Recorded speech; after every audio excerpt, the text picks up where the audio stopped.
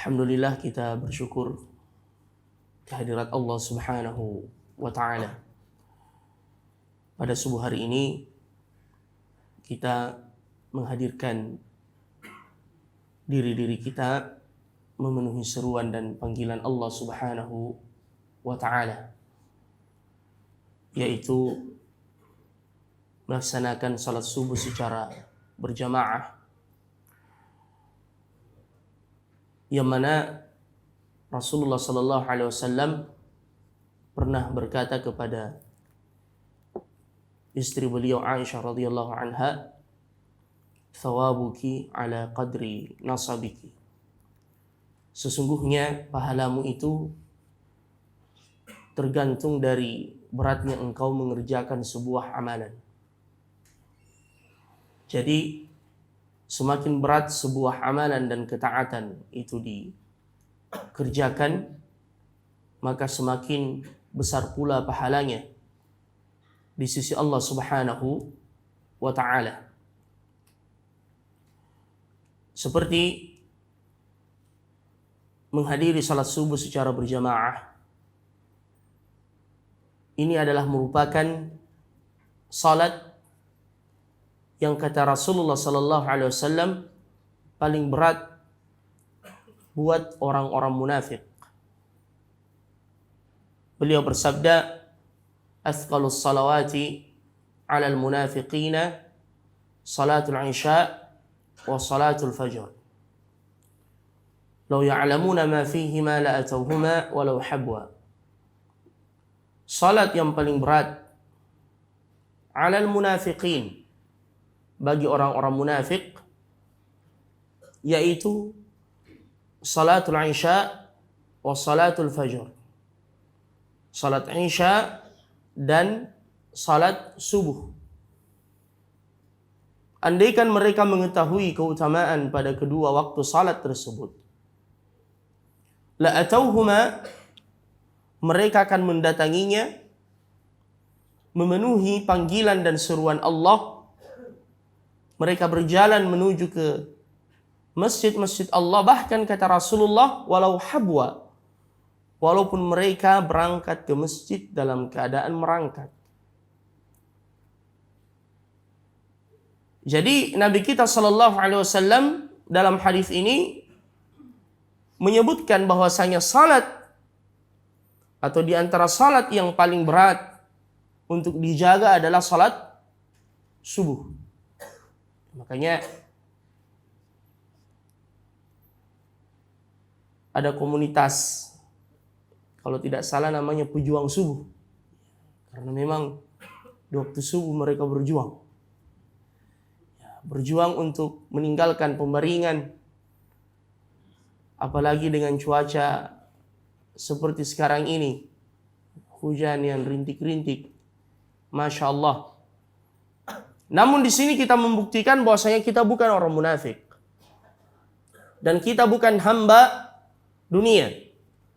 Karena sesungguhnya Bapak Ibu Saudara-saudara sekalian, semua ibadah yang disyariatkan oleh Allah Subhanahu wa Ta'ala itu untuk kemudian menjadikan kita semata-mata menjadi hamba Allah Subhanahu wa Ta'ala. Kita mengambil misalnya rukun Islam yang 5. Dimulai dengan mengucapkan 2 kalimat syahadat, agar kemudian kita semata-mata menyembah Allah dan tidak mempersekutukan Allah. Kemudian setelahnya adalah mengerjakan salat, agar kita tidak menjadi hamba dunia. Makanya Allah Subhanahu wa Ta'ala berfirman, "Ya ayyuhalladzina amanu", wahai orang-orang yang beriman, "la tulhikum amwalukum wala auladukum an dzikrillah." Janganlah kalian dilalaikan oleh harta-harta kalian dan keluarga-keluarga kalian untuk mengingat Allah. Zikrullah yang dimaksudkan dalam ayat ini, kata para ulama tafsir, adalah as-salah, untuk mengerjakan salat. Makanya Aisyah radhiyallahu anha ketika ditanya bagaimana keseharian Nabi di rumah, beliau berkata, "Kana Nabi sallallahu alaihi wasallam fi mihnati ahlihi." Bahwasanya Nabi sallallahu alaihi wasallam itu selalu membantu keluarganya di rumah. Namun jika tiba waktu salat, beliau kemudian bergegas menuju ke masjid, bahkan seakan beliau tidak mengenal kami. Karena salat mengajarkan kita untuk semata-mata menjadi hamba Allah Subhanahu wa ta'ala. Kita tidak mau dibudak atau diperbudak oleh pekerjaan kita, oleh dunia kita, untuk mengerjakan salat, untuk mengingat Allah Subhanahu wa ta'ala. Begitu pula puasa, Bapak Ibu Saudara-saudara sekalian, atau zakat setelah as-salah. Allah Subhanahu wa ta'ala mengajarkan kita untuk menjadi semata-mata menjadi hamba Allah, bukan menjadi hamba harta.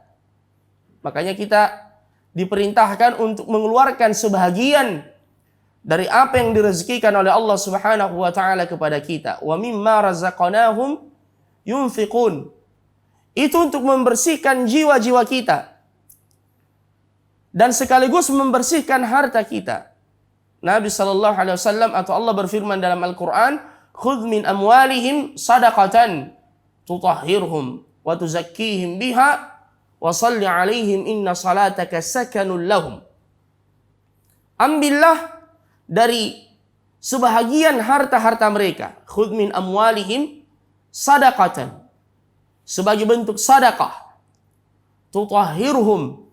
Yang mana sadaqah dan zakat itu membersihkan mereka. Wa tuzakkihim biha. Dan mensucikan mereka. Coba kita lihat, membersihkan dan mensucikan. Apa yang dibersihkan? Apa yang disucikan? Yang dibersihkan adalah harta-harta kita.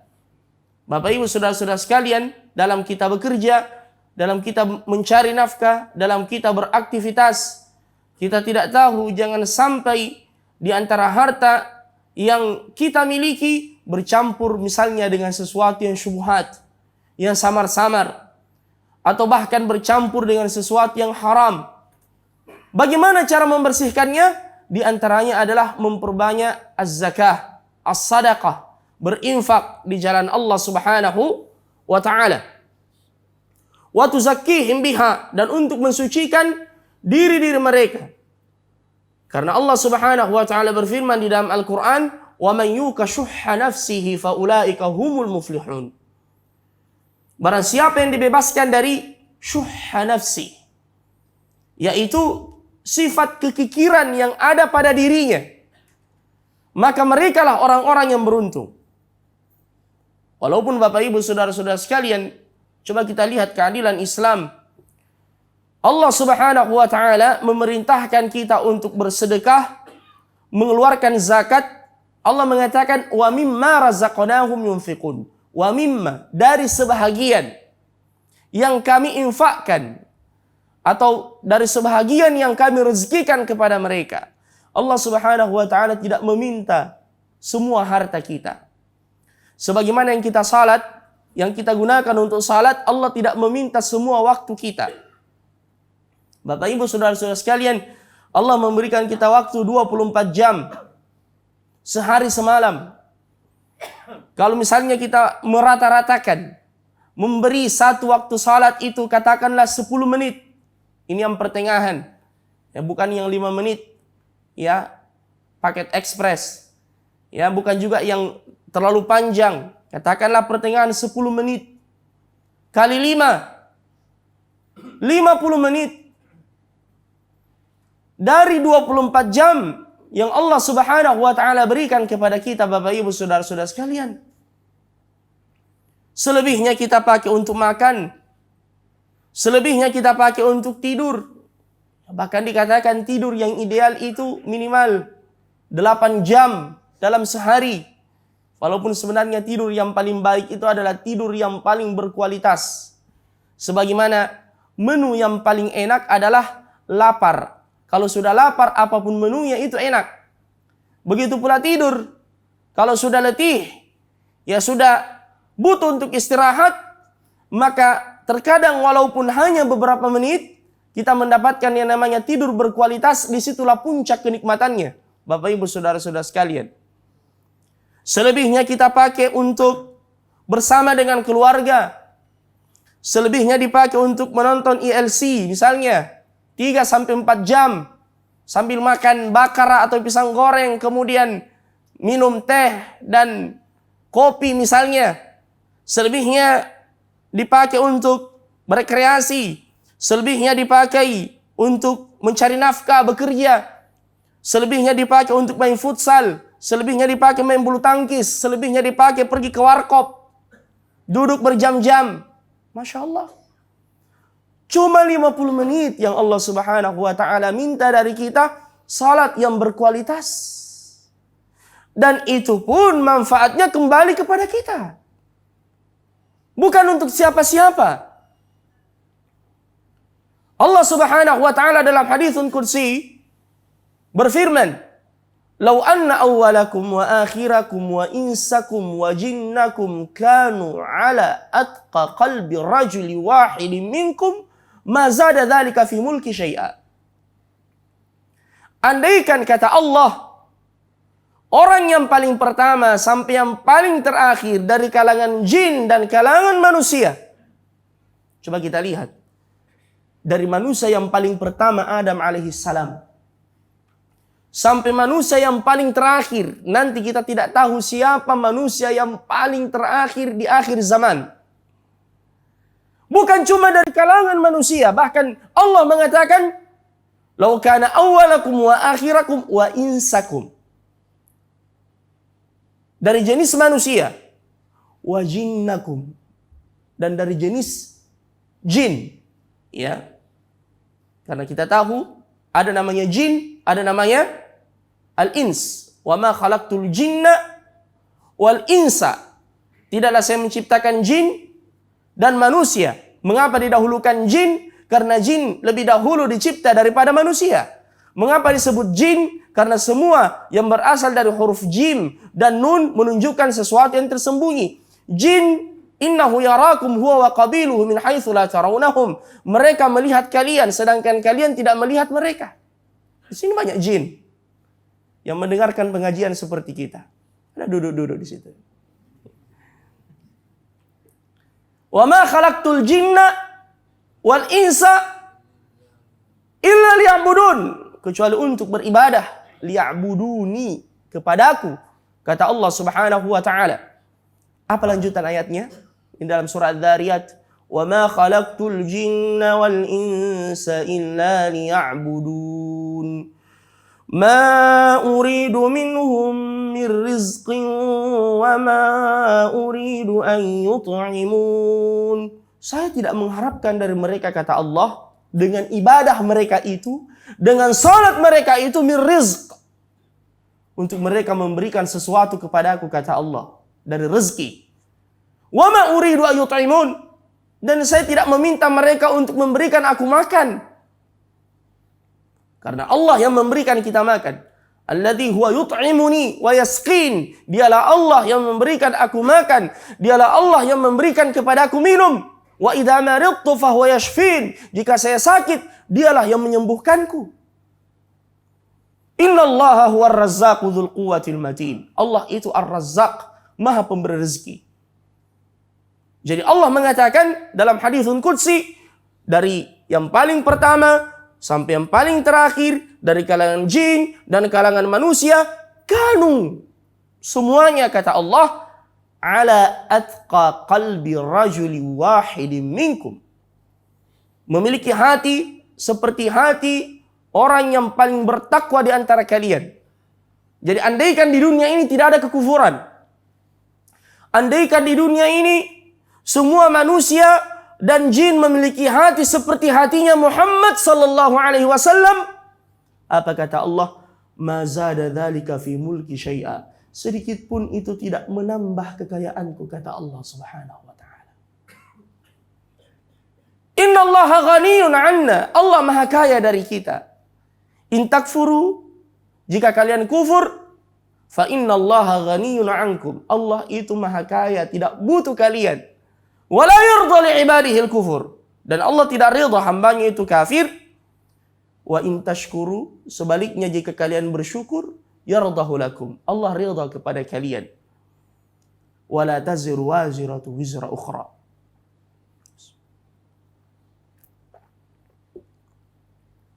Sebaliknya, Allah mengatakan, "Lau kana awwalakum wa akhirakum wa insakum wa jinnakum kanu ala afjari qalbi rajulin wahidin minkum ma naqasa dzalika min mulki syai'a."